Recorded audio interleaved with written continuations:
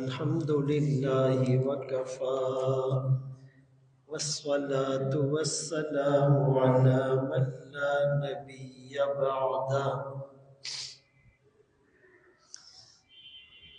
أما بعد فأعوذ بالله من الشيطان الرجيم بسم الله الرحمن الرحيم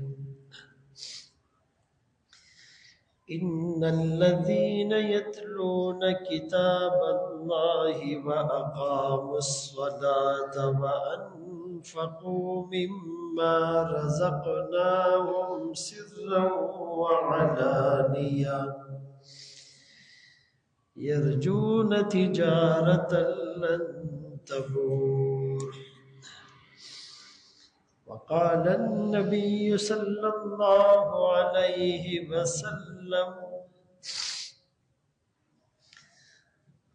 من صلى يرائي فقد أشرك ومن صام يرائي فقد أشرك ومن تصدق يرائي فقد أشرك أو كما قال عليه الصلاة والسلام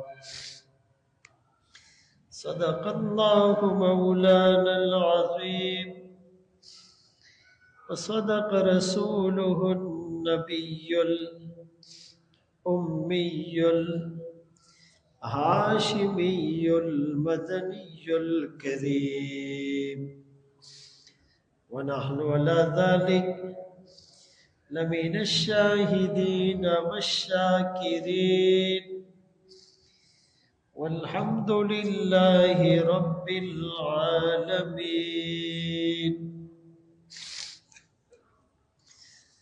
واجب الاحترام عزیزان گرامی، آپ کے سامنے قرآن کریم فرقان مجید کی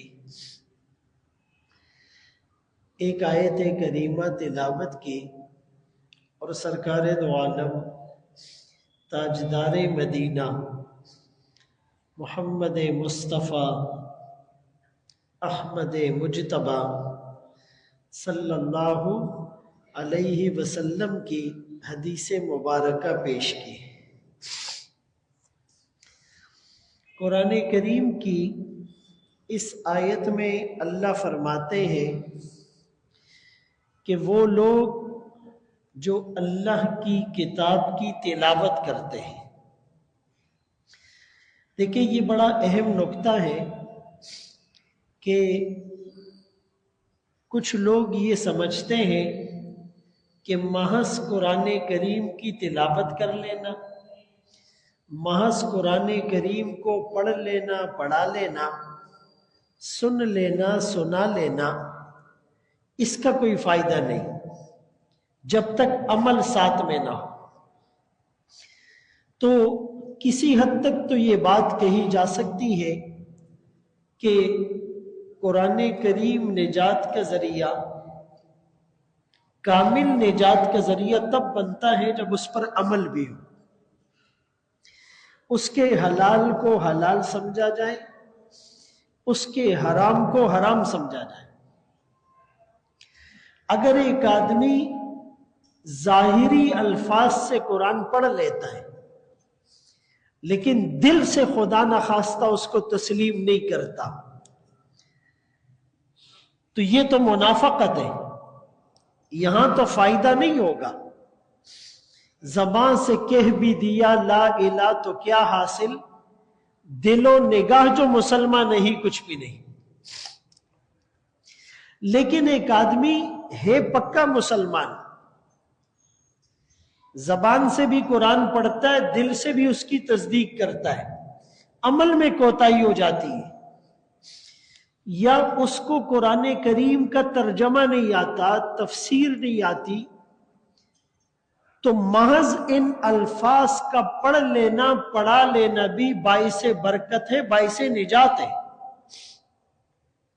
قرآن کریم نے اس آیت میں صرف یتلونا کہا ہے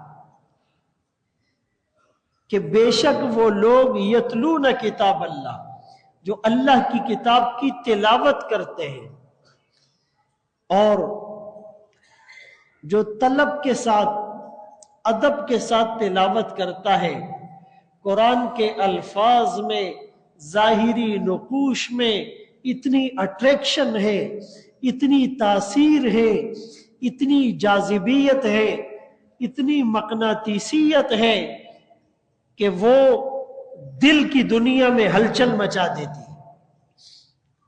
بہت سے لوگ محض قرآن سن کر مسلمان ہوئے ہیں، قرآن کے نقوش کو دیکھ کر دل کی دنیا تبدیل ہوئی ہے۔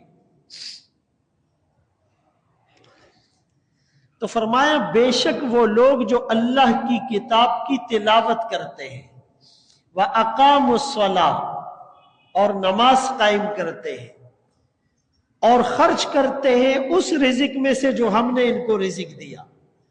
یہاں بھی ایک لطیف اشارہ ہے کہ تم جو مال خرچ کر رہے ہو تم یہ سمجھتے ہو تمہارا ہے، حالانکہ یہ بھی ہمارا ہے، ہم نے تمہیں دیا ہے۔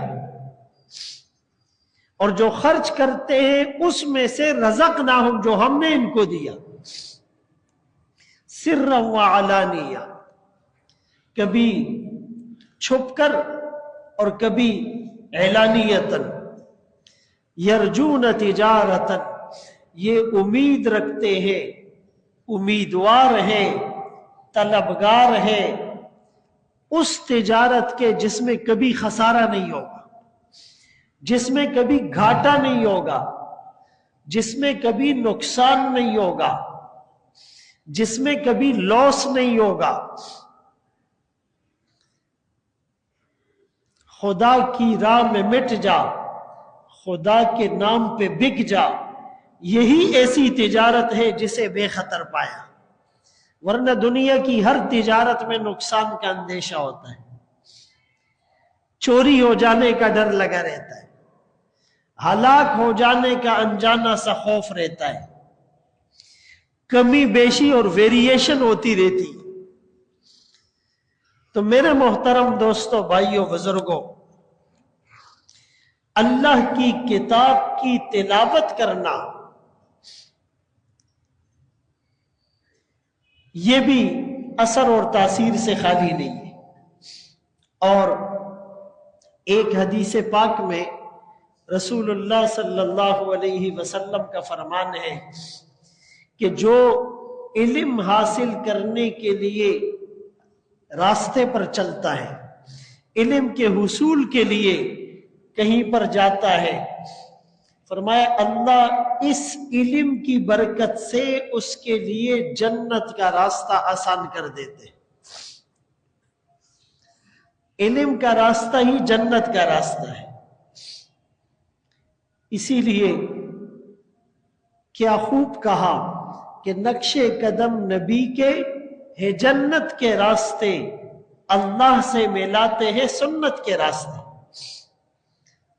اسی لیے تو علم کے فضائل میں یہ بات آتی ہے کہ جب ایک طالب علم دین کا علم حاصل کرنے کے لیے گھر سے نکلتا ہے تو فرشتے اس کے قدموں کے نیچے اپنے پر بچھاتے ہیں، ہواؤں میں پرندے اور سمندر میں مچھلیاں اس کے لیے استغفار کرتی ہیں۔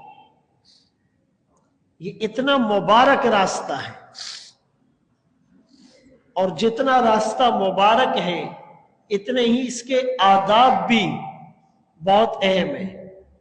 بھائی ایک آدمی گلی میں گاڑی چلاتا ہے تو وہاں پر کوئی رول ریگولیشن نہیں ہے، کوئی اس کا چالان نہیں کرے گا، کوئی اس کو جرمانہ اور فائن نہیں ہوگا، وہ 40 کی سپیڈ میں چلائے یا 120 کی سپیڈ میں چلائے۔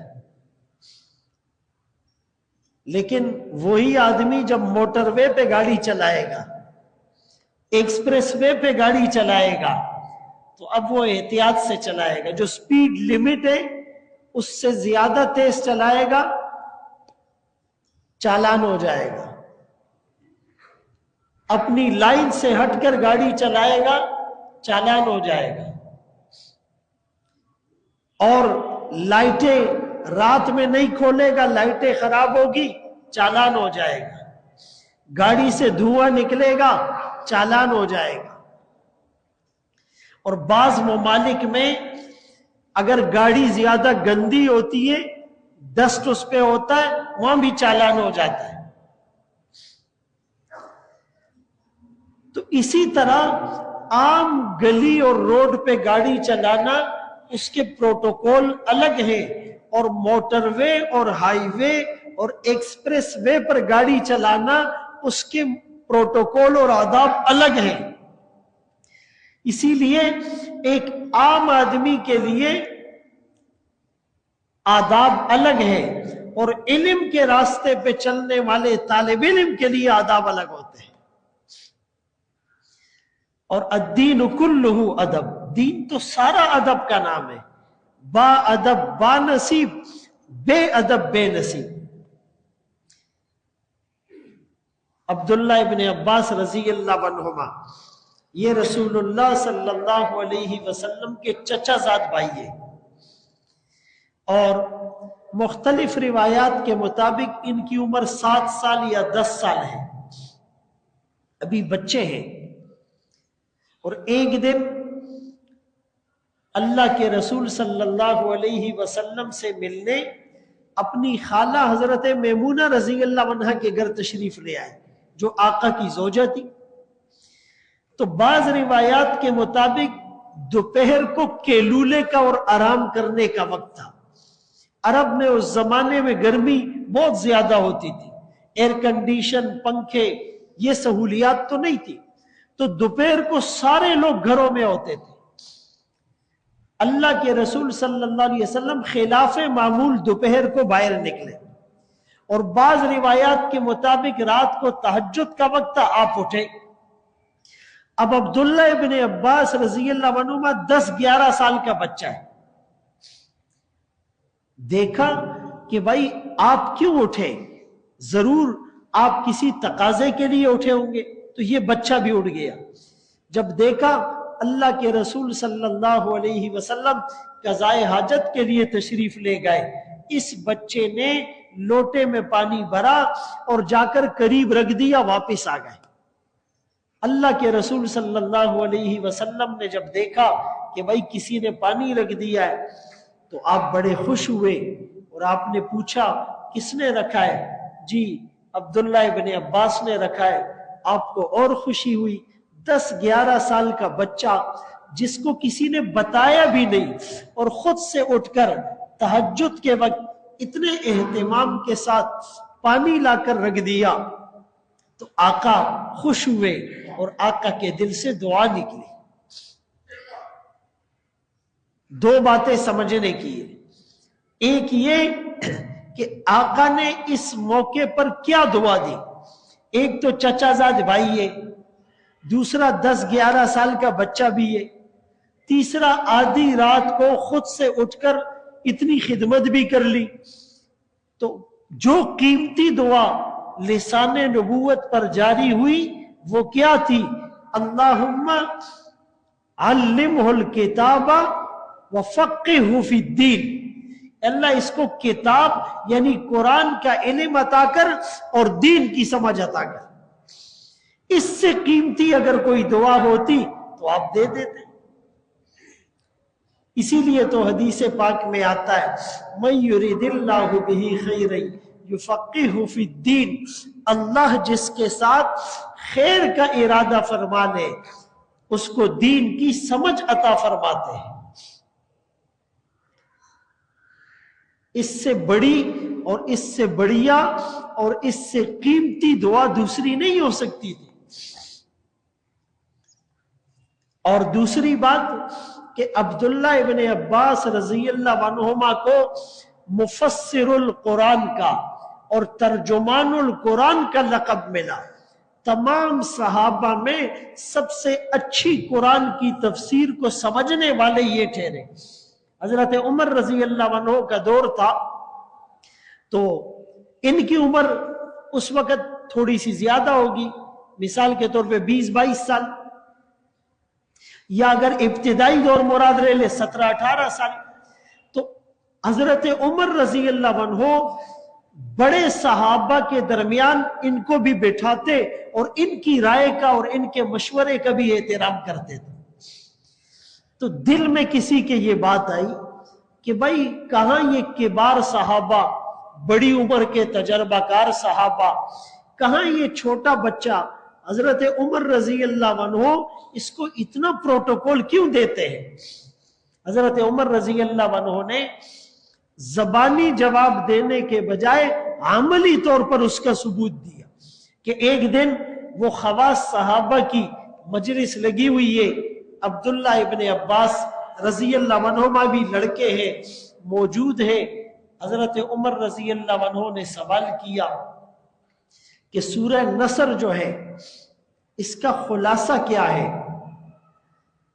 तो अब्दुल्ला इब्ने अब्बास रजी अल्लाह अन्हुमा फरमाने लगे कि सूरत नसर से अल्लाह के रसूल सल्लल्लाहु अलैहि वसल्लम की रहलत और पर्दा फरमा जाने की तरफ इशारा था। तो पूछा गया कि वो कैसे। फरमाया इज़ा जाअ नस्रुल्लाहि वल फतह, जब आ जाएगी अल्लाह की मदद और फतह, वरअयतन नास यदखुलून फी दीनिल्लाहि अफवाजा, और तुम देखोगे लोगों को कि वो अल्लाह के दीन में फौज दर फौज दाखिल हो रहे हैं। फसब्बिह बिहम्दि रब्बिक, बस ए हबीब आप अपने रब की तस्बीह कीजिए और हम्द बयान कीजिए, वस्तगफिरहु, इस्तिगफार कीजिए, इन्नहु कान तव्वाबा, वो तौबा कबूल करने वाला है। तो आका का जो दुनिया में आने का मकसद था वो क्या था कि दीन इस्लाम सारे अदियान पर गालिब आ जाए। वो मकसद पूरा हो गया, अल्लाह की मदद आ गई, फतह आ गई, फतह मक्का हो गया और दीन पूरी दुनिया के कोने कोने में फैल गया और अतराफ आलम से लोग इस्लाम में जोग दर जोग दाखिल हो रहे हैं। तो जो आपकी आमद का मकसद था वो पूरा हो गया, लिहाजा आप अपने अल्लाह की तरफ रखते सफर बांध लीजिए। तो सहाबा हैरान हो गए। सिद्दीक अकबर रजी अल्लाह अन्हु ने भी यही बात इरशाद फरमाई थी। इसीलिए इल्म छोटे को बड़ा बना देता है। भाई उम्र में छोटा होता है, उसके सीने में कुरान होता है, 18 साल का 16 साल का हाफिज कुरान आगे होता है और हजारों लोग पीछे होते हैं। सफेद दाढ़ियों वाले भी पीछे होते, पगड़ियों वाले भी पीछे होते, काली दाढ़ियों वाले भी पीछे होते, डॉक्टर भी पीछे होते, इंजीनियर भी पीछे होते हैं, उसका अपना वालिद भी पीछे होता है, उसका दादा भी पीछे होता है। वजह क्या है? हज करने वाले, उम्रा करने वाले भी पीछे होते हैं। इल्म ने उस छोटे को बड़ा बना दिया। वो उम्र में छोटा था, बड़ा हो गया। वो खानदानी एतबार से छोटा था, बड़ा हो गया। वो पैसे के एतबार से, मनसब के एतबार से छोटा था, बड़ा हो गया। सालिम मौला हुज़ैफा रजी अल्लाह अन्हु किसी जमाने में गुलाम थे और शाम में उनको धूप में खड़ा किया गया था। कोई बोली लगाने वाला खरीदार नहीं था। फिर वहां से उसको मक्का ले आए। मक्के की गलियों में फरोख्त किया जा रहा है, बोली लग रही है। हजरत हुज़ैफा रजी अल्लाह अन्हु ने खरीद लिया। खरीदने के बाद जब हजरत हुज़ैफा रजी अल्लाह अन्हु आका की खिदमत में आए, कलमा पढ़ा, मुसलमान हुए। गुलाम ने भी कलमा पढ़ लिया, मुसलमान हो गए। कुरान करीम को हिफ्ज़ करना शुरू किया। एक दिन सहाबा सफर में है, हजरत उमर रजी अल्लाह अन्हु जैसे जलीलुल कदर सहाबा वो सफर में मौजूद है। नमाज का वक्त हुआ, इमामत के लिए हजरत सालिम को आगे किया गया। किसी ने एतराज कर दिया, हजरत उमर रजी अल्लाह अन्हु और जलीलुल कदर बड़े सहाबा मौजूद हैं, इमामत के लिए इसको आगे किया जो कल तक गुलाम था, जब तक बिके न थे, कोई पूछता न था, तूने खरीद कर मुझे अनमोल कर दिया। जवाब मिला, ये इनमें सबसे ज्यादा कुरान पढ़ा हुआ है। सहाबा इकराम रिज़वानुल्लाहि ताला अलैहिम अजमईन, यानी ऊंट चराने वाले जिनके हाथ में ऊंटों की लगामें थी, कुरान ने उनके हाथ में कौमों की लगामें थमा दी। खुद न थे जो राह पर औरों के हादी बन गए, क्या नजर थी जिसने मुर्दों को मसीहा कर दिया। जिन पर कोई हुकूमत करने को तैयार नहीं था, या पानी नहीं है, मादनियात नहीं है, मौसम अच्छा नहीं है, हमवार जमीन नहीं है, जिन पर कोई हुकूमत करने को तैयार नहीं था, वो आधी दुनिया पर बल्कि पूरी दुनिया पर हुक्मरान बन गए। बात क्या थी कि केसर और किसरा से न दबे चंद वो लोग कि ऊंटों के चराने वाले, जिनको काफूर पे होता था नमक का धोखा, बन गए दुनिया की तकदीर बदलने वाले। इसीलिए किसी ने क्या खूब कहा, कुरान को जिंदगी में ले आओ, कुरान जिंदगी बना देगा। आज कहीं से कुरान को खोल कर देखो, जो कुरान में है वो कुछ और होगा, जो हम कर रहे हैं वो कुछ और होगा। वो मुअज़्ज़ज़ थे जमाने में मुसलमान होकर, तुम ख्वार हुए तारिके कुरान होकर। इसीलिए कुरान करीम से ताल्लुक की बिना पर इंसान को बुलंदी और उरूज मिलता है। अब्दुल्ला इब्न अब्बास रज़ी अल्लाह अन्हुमा को ये जो मकाम मिला दुआ की बरकत से मिला, लेकिन दुआ क्यों मिली? खिदमत और अदब की वजह से। इसीलिए जो ये चाहता है कि अल्लाह मुझसे काम ले ले, अल्लाह मुझे अपने इल्म के खजानों में से इल्म दे दे, हिल्म के खजानों में से हिल्म दे दे, अल्लाह पाक मेरी दुनिया भी अच्छी कर दे, मेरी आखिरत को भी संवार दे, अल्लाह मुझे जन्नतुल फिरदौस में आला मकाम भी दे और दुखूल अव्वली भी दे। उसको चाहिए कि वो अदब के साथ, तलब के साथ इल्म को हासिल करेगा, इल्म वालों की सोबत में बैठेगा, कभी महरूम नहीं हो। और हर आदमी ये चाहता है कि मेरे सफर का रास्ता आसान हो। भाई गूगल पर लोग डेस्टिनेशन भी देखते हैं कि भाई हमें इस रूट तक पहुंचना कैसे है, और उस रूट पर ट्रैफिक को भी देखते हैं, कौन सा रूट शॉर्टकट है, कौन से रूट पर ट्रैफिक कम है, यह भी गूगल बताता है। तो हमारी मंजिल जन्नत है, और जन्नत तक पहुंचने के लिए हमें जो रूट बता रहा है वो कुरान बता रहा है, और कुरान जो आसान तरीन रूट बता रहा है वो इल्म का बता रहा है कि जन्नत तक, अपनी मंजिल तक पहुंचने के लिए जो सबसे आसान और सहूलत वाला रूट और रास्ता है वो इल्म का रास्ता है। सहलल्लाहु बिही तरीकन इलल जन्ना, अल्लाह इल्म की बरकत से उनके लिए जन्नत का रास्ता आसान फरमा देंगे।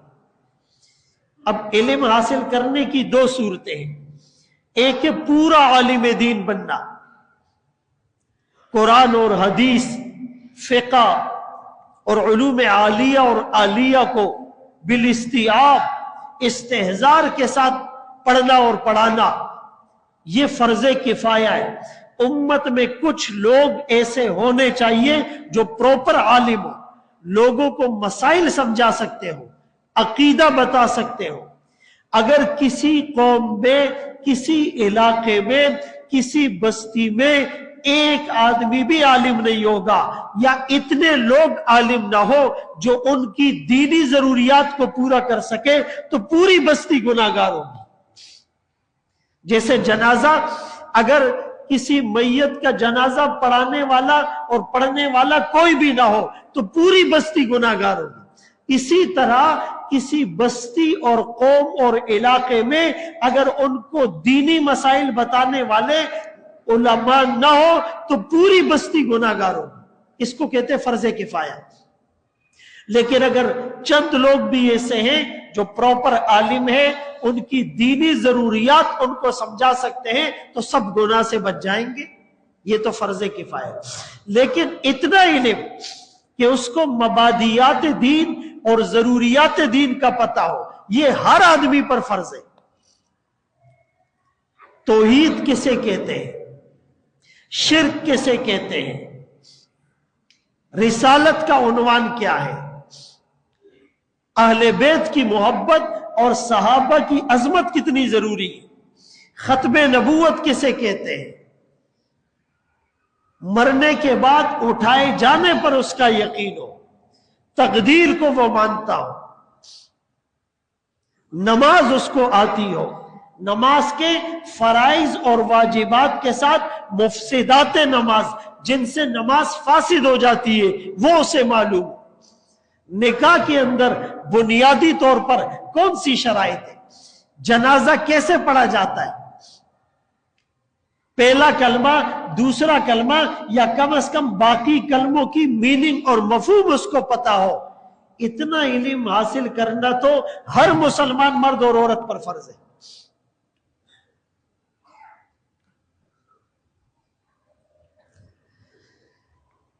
तो मेरे मोहतरम दोस्तों, भाइयों, बुजुर्गों, इल्म हमें रब की पहचान कराता है। आज बहुत से लोग, अगर आप उनसे सवाल करें आप अल्लाह को पहचानते हैं, सब कहेंगे पहचानते हैं। अल्लाह को पहचानने का मतलब अल्लाह की मंशा को पहचानना, अल्लाह को पहचानने का मतलब अल्लाह की पसंद को पहचानना, अल्लाह को पहचानने का मतलब अल्लाह की नापसंदीदा चीजों को पहचानना। भाई मैं अल्लाह को पहचानता हूं, इसका मतलब कि मैं अल्लाह की रजा वाली नमाज को पहचानता हूं, अल्लाह की रजा वाली ज़कात का तरीका जानता हूं, अल्लाह के रजा वाले हज को करना जानता हूं, अल्लाह की रजा वाली तबलीग में मैं जाता हूं, अल्लाह को राजी करने वाले जिहाद में मैं हिस्सा लेता हूं, अल्लाह को राजी करने वाले रसूलुल्लाह सल्लल्लाहु अलैहि वसल्लम के तरीके मेरी जिंदगी में मौजूद है, अल्लाह को राजी करने वाले तरीके पर मैं निकाह और शादी करता हूं, अल्लाह को राजी करने वाले तरीके के मुताबिक मैं कारोबार और हलाल कमाता हूं, अल्लाह को राजी करने वाले रहन सहन और गुजर बसर और मामूलात और मामलात में करता हूं। यह मतलब है। अगर हम अल्लाह की मंशा को नहीं पहचानते, इसका मतलब हम अल्लाह को नहीं पहचानते।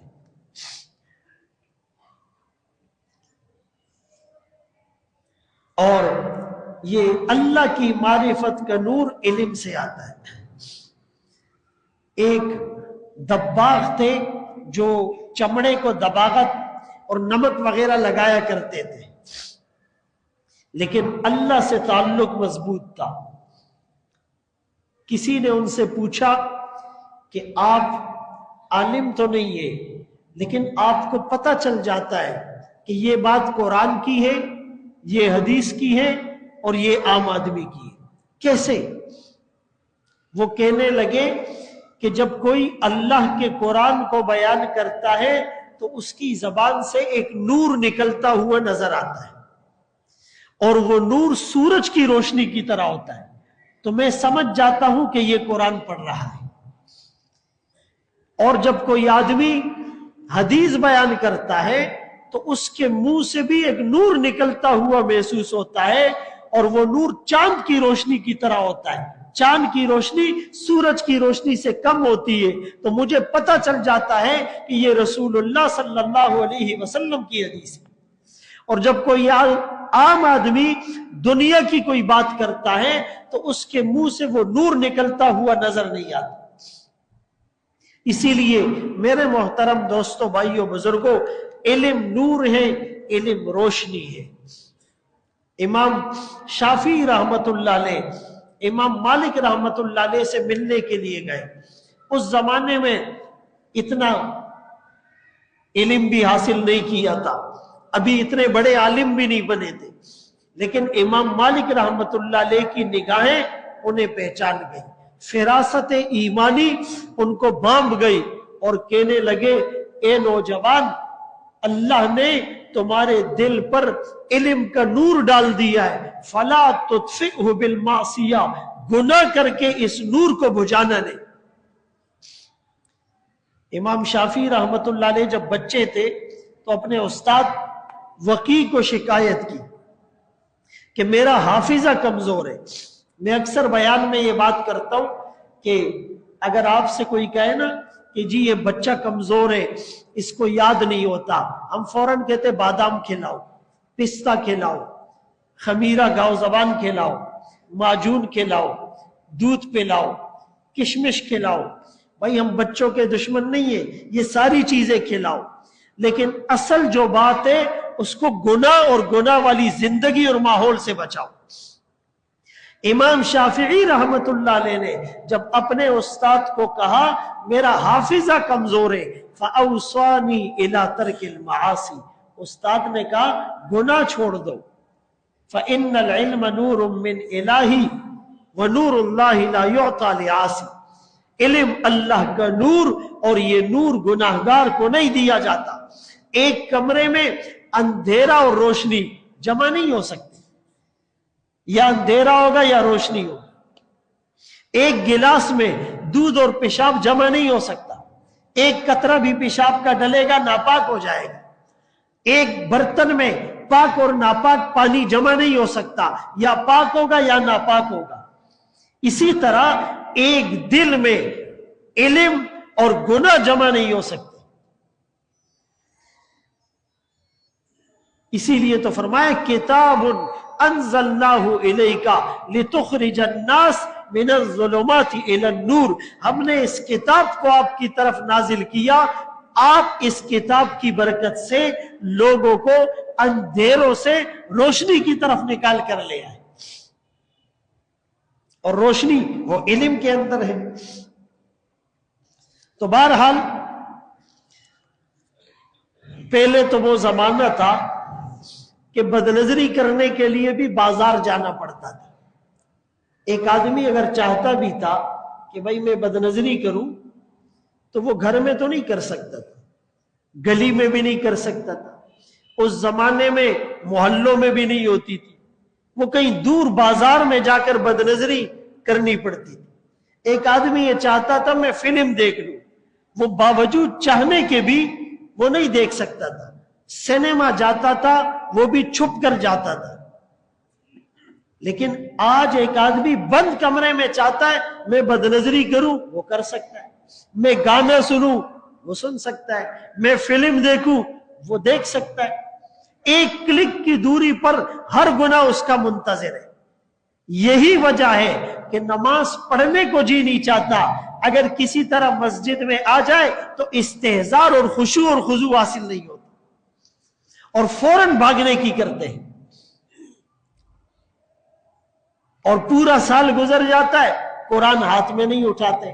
اگر کوئی اٹھا لیتا ہے تو ایک پاؤں بڑی مشکل سے پڑھتا ہے اور اس کی توجہ بڑھ جاتی ہے. اللہ کا ذکر نصیب نہیں ہوتا، اگر نصیب ہوتا ہے تو اللہ اللہ کہہ رہے ہوتے ہیں اور دل اور دماغ میں کچھ اور خیالات چل رہے ہوتے ہیں. اسی لیے تبلیغ میں جانا، جہاد کرنا، اللہ والوں کی صحبت میں بیٹھنا، علم حاصل کرنا اور لمبی لمبی دعائیں مانگنا اور تہجد میں اٹھنے کی توفیق اور نوافل کا اہتمام نصیب نہیں ہوتا. ایک بزرگ سے کسی نے کہا حضرت تہجد کی توفیق نہیں ملتی. فرمایا دن کے اعمال اچھے کرو، اللہ رات کے اعمال کی توفیق عطا فرمائیں گے.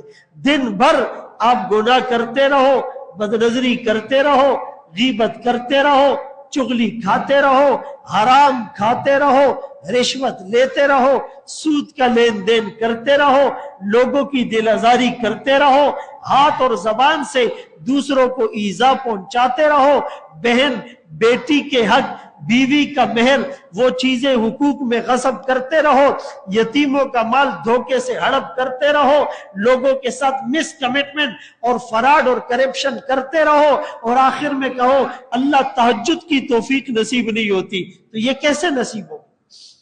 ایک شخص کہنے لگا فجر کی توفیق نہیں ہوتی.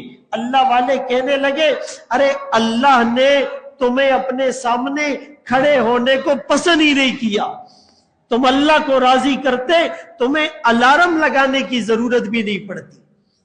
اندر ایک الارم خود بخود ایکٹیویٹ ہو جاتا اور نرم بستر کو اور گرم کمبل کو اور ٹھٹرتی ہوئی سردی میں یخ بستہ ہواؤں میں ٹھنڈے پانی کی چھینٹے اپنے چہرے پر مار کر مصلے پر کھڑے ہو کر آنسوؤں کی بارش سے دل کی زمین کو سیراب کرنا آسان ہوتا اگر اللہ تم سے راضی ہوتا۔ اللہ راضی نہیں ہے۔ اس لیے میرے محترم دوستوں، بھائیوں، بزرگوں، اپنے اعمال کی فکر ہم نہیں کریں گے، بات نہیں بنے گی۔ ایک ٹی وی پروگرام میں مجھ سے سوال ہوا، جی آبادی بڑھ رہی ہے، لوگوں کے مسائل میں اضافہ ہو رہا ہے، یہ بچوں کو پیچھے کرے بھائی، کوئی ساتھی اوپر جائے، آپ ادھر متوجہ رہیں کہ آبادی بڑھ رہی ہے اور مہنگائی زیادہ ہے، تو بھائی بچے کم ہو، بچے دو ہی اچھے۔ ہاں پہلے کہتے تھے زیادہ بچے ہوں گے تو ان کو کھلائیں گے کیسے، کچھ لوگ کہتے زیادہ بچے ہوں گے تو زیادہ کمائیں گے۔ تو میں نے ان کو کہا کہ آپ کا یہ کہنا کہ بچے دو ہی اچھے اور بچے کم ہوں گے تو مہنگائی کنٹرول ہوگی، میں نے کہا یہ بات غلط ہے۔ آپ حکمرانوں کی کرپشن پر پردہ ڈالنے کے لیے یہ نعرہ نہ لگائیں۔ ہمارے ملک میں کرپشن کتنی ہے، بدعنوانی کتنی ہے، رشوت کا بازار گرم ہے، سود کر کے اللہ سے اعلان جنگ کیے ہوئے، ایک پرائم منسٹر کی تنخواہ دیکھو، اس کی گاڑیاں دیکھو، اس کے گھر دیکھو، اس کے نوکر دیکھو، اس کی بچوں کی میڈیکل اور جو ہے وہ دوسری سہولیات میں دی جانے والی الاؤنسز اور بونس اور مراعات کو دیکھو، پھر وہ جو ٹینڈر پاس کرتا ہے اس میں کروڑوں نہیں اربوں روپے کے گھپلے دیکھو، پھر وہ ریٹائر ہونے کے بعد بھی جو ان کو پینشنیں ملتی ہے، پرائم منسٹر، آپ کا پریزیڈنٹ، آپ کے منسٹر، آپ کے جو ہے وہ وفاقی منسٹر، صوبائی منسٹر، آپ کے بیوروکریٹس، آپ کے ججز، یعنی آپ کے سیاستدان، آپ کے پولیٹیشین، اتنی کرپشن اور بدعنوانی ہے، ملک کا بیڑا غرق کر دیا ہے، اور آخر میں کہتے ہیں یہ اس لیے کہ آبادی زیادہ ہے۔ ایسا نہیں ہے۔ قرآن کریم میں اللہ نے فرمایا وَمَا مِن دَابَّةٍ فِي الْأَرْضِ إِلَّا عَلَى اللَّهِ رِزْقُهَا، زمین پر جتنے چوپائے ہیں اس کا رزق اللہ نے اپنے ہاتھ میں رکھا۔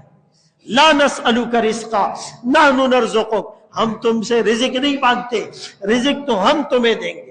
إِنَّ اللَّهَ هُوَ الرَّزَّاقُ ذُو الْقُوَّةِ الْمَتِينُ لَا تَقْتُلُوا أَوْلَادَكُمْ خَشْيَةَ إِمْلَاقٍ، اپنی اولادوں کو بھوک کے ڈر سے قتل نہ کرو، ہم تمہیں بھی رزق دیں گے، انہیں بھی رزق دیں گے، آنے والوں کے رزق کا بندوبست ہم نے تمہارے رزق سے بھی پہلے کر دیا۔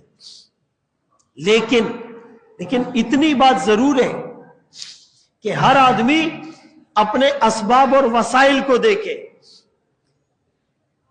یہ نہیں کہ اس کو صرف اتنا تو پتا ہو کہ جی بس اولاد ہوگی اور ہم نے امت میں اضافہ کرنا ہے، لیکن اولاد کی تربیت کا اس کو خیال نہیں ہے، ان کو نمازی بنانے کا خیال نہیں ہے، ان کو حلال کمانے کی ترغیب ہم نے نہیں دی ہے، ان کو صحیح کھانا صحیح لباس ہم فراہم نہیں کر رہے۔ ہماری غلط تربیت یا ہماری غفلت کی وجہ سے وہ چور بن کر چوریاں کرے، وہ ڈاکو بن کر ڈکیتیاں کرے، وہ مجرم بن کر فحاشی پھیلائے، وہ رشوت لے، وہ سود کا بازار گرم کرے، وہ لوگوں کی عزتیں اچھالے اور لوگوں کی عزتوں پر ڈاکہ ڈالے، تو یہ غلط ہے۔ ہم نے بچوں کی تربیت بھی کرنی ہے۔ اگر ہم یہ سمجھتے ہیں کہ ایک خاتون ہے اور وہ بیمار ہے اور دیندار ڈاکٹر کہے کہ اس کے لیے زیادہ بچے پیدا کرنا نقصان دہ ہے، کچھ وقفہ ہونا چاہیے، اگر ایک دیندار ڈاکٹر کہے تو تب اس کی بات مانی جائے، لیکن غیر کے پروپیگنڈے سے متاثر ہو کر صرف یہ نعرہ لگانا کہ بچے دو ہی اچھے، اس کا الزام آپ آبادی پر نہ دیں، آپ اپنی کرپشن پر دیں، اپنی بدعنوانی پر دیں۔ میرے محترم دوستوں، بھائیوں، بزرگوں، خلاصہ یہ ہے جس قدر अल्लाह के अहकामात की हुक्म अदूली होगी, इतना ही जमीन पर फसाद बर्पा होगा।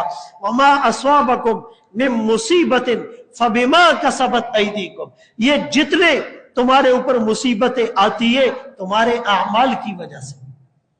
ज़हरल फसादु फिल बर्रि वल बहरी बिमा कसबत ऐदिन नास, ये खुश्की में और तरी और समंदर में जो फसाद बर्पा हुआ तुम्हारे अमाल की वजह से हुआ।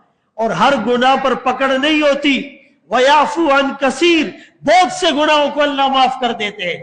वलो युआखिजुहुमुल्लाहु बिमा कसबू मा तरका अला ज़हरिहा मिन दाब्बा, अगर हर गुनाह पर अल्लाह पकड़ते तो जमीन पर रींगने वाला एक कीड़ा भी बाकी न रहता, एक चौपाया भी बाकी न रहता, एक इंसान भी बाकी न रहता, शक्लें मसख हो जाती, बंदर और खिंजीर बन जाते, लेकिन अल्लाह बहुत से गुनाहों को माफ कर देते। लेकिन हमें बात समझ में नहीं आती। अब्दुल्ला इब्ने मुबारक रहमतुल्लाह अलैह बहुत बड़े अल्लाह के वली गुजरे हैं। एक साल इल्म पढ़ाते थे, एक साल पैदल हज करते थे और एक साल जिहाद करते थे। तो वो एक इलाके में आए, हारून रशीद का जमाना था, वो बादशाह था और दीनदार था, उलमा से मोहब्बत करता था। उसको पता चला तो वो भी अपने अहलो अयाल को लेकर इस अल्लाह वाले के इस्तिकबाल के लिए निकल आया। अब जब निकला तो बादशाह के घर वालों ने देखा कि बादशाह के साथ तो उसके गार्ड है, उसके नौकर है, और वो जो अब्दुल्ला इब्ने मुबारक है उसके पीछे तो पूरी खिलकत और अवाम आ रही है, हजारों लाखों लोग आ रहे हैं। तो हारून रशीद के अपने घर वालों ने हारून रशीद से पूछा कि बादशाह आप है या वो है? हारून रशीद मुस्कुराया। घर वाले कहने लगे आपके साथ तो थोड़े से फौजी और चंद नौकर हैं, वो लोग जिनको आप तनख्वाह देते हो, अगर आप तनख्वाह न दे या आपके साथ न चले, उसके पीछे तो हजारों लोग हैं, वो तो तनख्वाह भी नहीं देता लेकिन फिर भी साथ है। हारून रशीद ने कहा हम बादशाह, हम जाहिर पर हुकूमत करते हैं और वो अल्लाह वाले लोगों के दिलों पर राज करते हैं। मेरे मोहतरम दोस्तों, भाइयों, बुजुर्गों, जब हम अल्लाह को राजी करेंगे अल्लाह लोगों को हमारी खिदमत पर मामूर कर देंगे। इसी हारून रशीद का दरबार है और इसकी एक बांदी है जिससे ये बड़ी मोहब्बत करता है, बड़ा प्रोटोकॉल देता है। किसी ने कहा वजीर हमें, मुशीर हमें और मशवरे हम देते हैं और प्रोटोकॉल इस बांदी को दे रहा है, तो वो बड़ा हैरान हुआ। लोगों ने क्या कहा कि भाई वजीर हम, मुशीर हम, खादिम हम, और आप प्रोटोकॉल इस लोंडी को दे रहे हैं। तो वो बादशाह ने कहा इसका जवाब मैं बाद में दूंगा। बादशाह ने कहा जितना सोना और हीरे जवाहरात और चांदी और करेंसी सब लाकर यहां रख दो। पूरा दरबार भर गया। बादशाह ने वजीरों और मुशीरों को कहा जिसको जो चीज चाहिए उठा ले। कोई सोने की तरफ लपका, कोई चांदी की तरफ दौड़ा, किसी ने हीरे जवाहरात उठाए, किसी ने करेंसी और सिक्के उठाए, कोई फर्नीचर और कालीन लपेट कर जाने लगा। वो बांदी खड़ी हुई है, बादशाह को पंखा जल रही है। बादशाह ने उससे पूछा तुम क्यों नहीं लपकी, तुम्हें कोई चीज नहीं चाहिए? वो कहने लगी इन बेवकूफों को अपना काम करने दो, मैं बाद में बताऊंगी। वजीरों को और गुस्सा आया, हमें बेवकूफ कह दिया। बहरहाल आखिर में बादशाह ने पूछा अब बताओ तुम्हें क्या चाहिए? उसने बादशाह के सर पर हाथ रखकर कहा मुझे आप चाहिए, आप मेरे तो ये सारा दरबार और हीरे जवाहिरात मेरे। मेरे मोहतरम दोस्तों, भाइयों, बुजुर्गों, वो तो दुनिया का बादशाह था, आजिज था, उसकी बादशाहत आर्जी थी, फना होने वाली थी, उससे तो चीजें छिन जाती। लेकिन अल्लाह तो अहकमुल हाकिमीन, अरहमुर राहिमीन, अहसनुल खालिकीन, मालिक यौमिद्दीन, रब्बुल आलमीन है। अल्लाह के तो सारे खजाने हैं, तो जो अल्लाह का हो जाता है अल्लाह उसके हो जाते हैं, फिर पूरी कायनात उसकी होती है। अल्लाह हम सबको इन बातों पर अमल की तौफीक नसीब फरमाए। वाखिरु दावाना अल्हम्दुलिल्लाहि रब्बिल आलमीन।